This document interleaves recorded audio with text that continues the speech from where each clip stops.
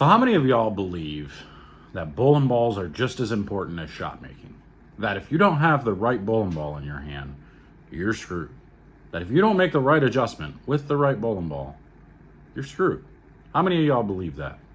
I'm gonna need y'all to do me a favor, and I need you to hit the like button, follow, subscribe, because in the comments, and I need you to comment below.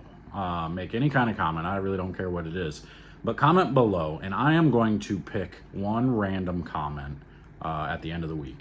So this Friday, I'm going to pick a random comment from this video alone. It's got to be in this video, and you must subscribe to this channel. I'm going to pick one comment, and I'm going to send you, I'll comment on your comment with an email address to send me an email, and I'm going to send you $100 to Bowlify, so you can get yourself a jersey or whatever it is you want, shirts, polos, a jacket, something, anything from Bowlify. So make sure to comment below. But we're going to talk about bowling balls and their importance of matching up and how you need to make sure you're doing the right things, that it's not simply just about moving your feet all the time. So we're going to talk about all that here in a minute. Stay tuned.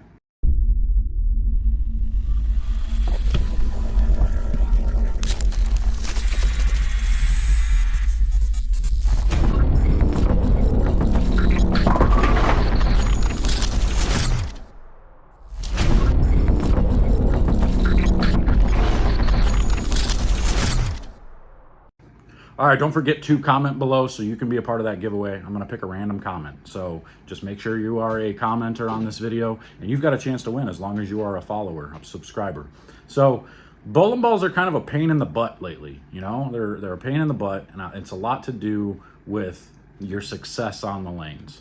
You know, the game has gotten so easy to the point, and I say easy because still the average of the world is, or of all bowlers, is still less than 200. So you know, people think that this game is oh so easy. Yeah, it got easier for the people that know what they're doing. It's just not so easy for the average bowler.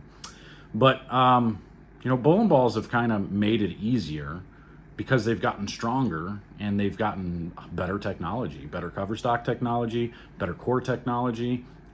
Some pro shops have gotten smarter. You still got a lot of really old school people out there that use the rat theory and think, you know, I'm going to put it right about there and we're going to call it good, and they just kind of go by that.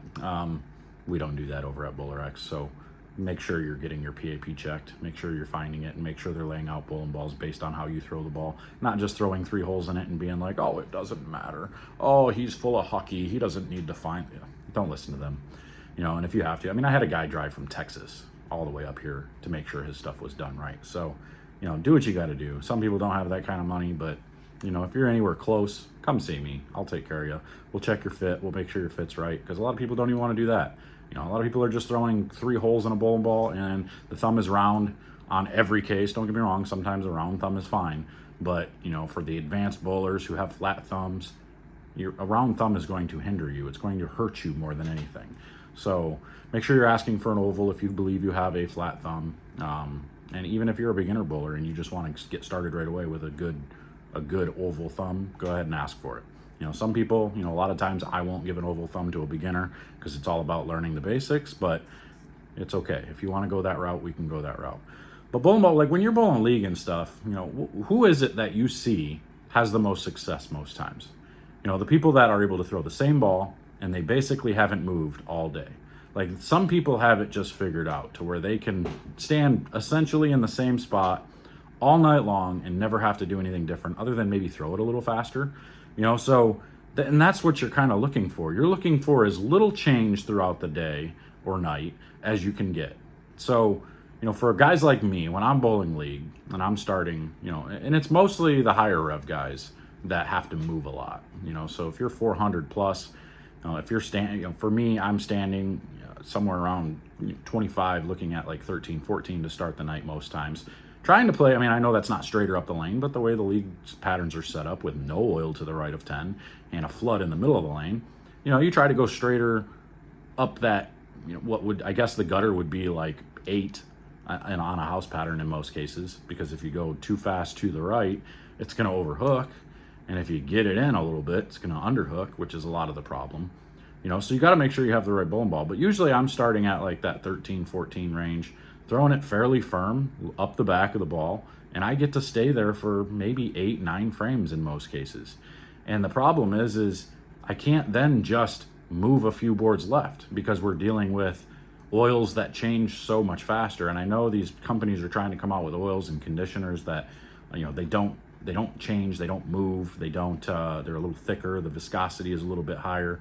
They're coming out with these different oils that, in my opinion, are actually causing a lot more problems than they are fixing problems. It's these big giant super soaker bowling balls are taking so much oil out of the front part of the lane, and causing you to have bigger angles through the front to throw it further right and get it into the dry, so that way your ball hooks. Because whether anybody wants to admit it or not, a lot of these places, you got plastic balls going down the lane, people shooting at a lot of spares.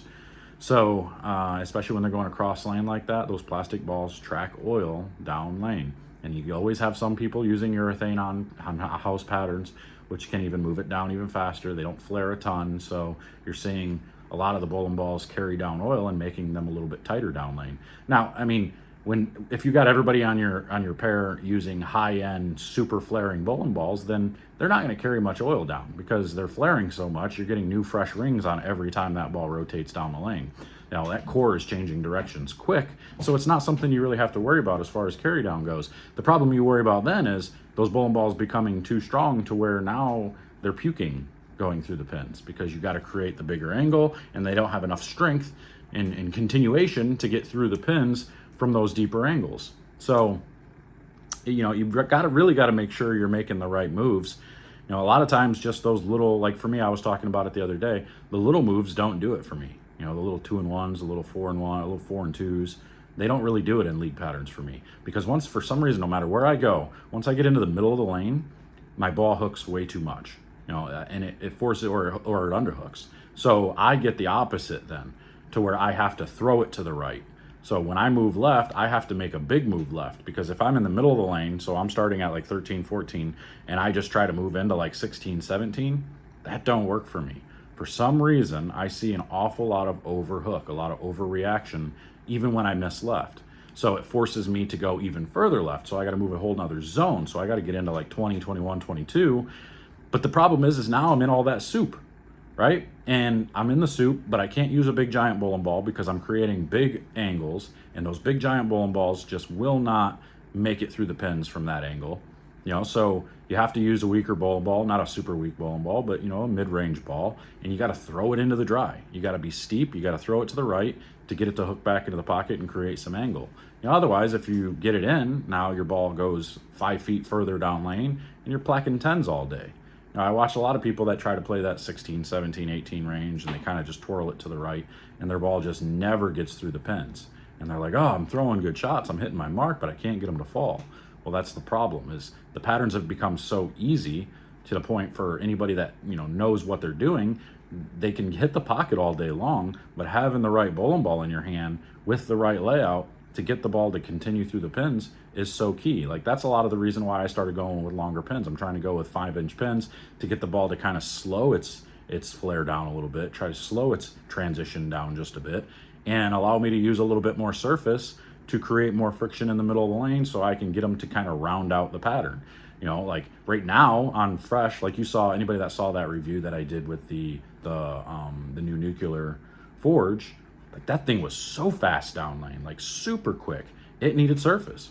So I'm getting another one. I'm going to get another one, and I'm going to change the surface. I'm going to put the same layout on it. I'm going to change the surface. I'm going to do a side-by-side comparison for you guys, so you guys can see that and watch the difference between what a ball with different surface can do. And I'm going to explain, or I'm going to show you exactly this is why I'm doing longer pins to slow down my motion. Like that hockey stick motion y'all want, it's not a good motion. You don't want that. You want the ball to read the middle of the lane and start to roll and just continue rolling and keep going. And yeah, you still want it to kind of pick up some speed. It looked like it picks up speed going through the pins, but you don't want it to be where it's like to the spot and then just quick change of direction and then it flattens out. You don't want that. You don't want it rolling forward, not unless they're tough. If they're tough, rolling forward is not that big a deal, because getting 9, that's not a big deal. You can manage 9 spares, 3-4 times a game if you're on a tougher condition. But 9 spare 3-4 times a game in league puts you 30, 40 pins behind the pace.